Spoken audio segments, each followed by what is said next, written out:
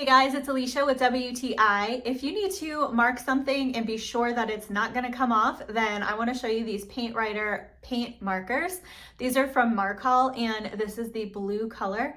These are such a great thing to have around the house or in your workshop or whatever DIY projects. They're awesome because they write on almost any type of surface that is non-porous. So we use these a lot for writing on metal because it lasts forever and it's weather resistant. So they're great for automotive work and things like that. So for example, we use these to mark these bolts to show that these have been torqued. And that helps us to know if there has been any loosening of these bolts.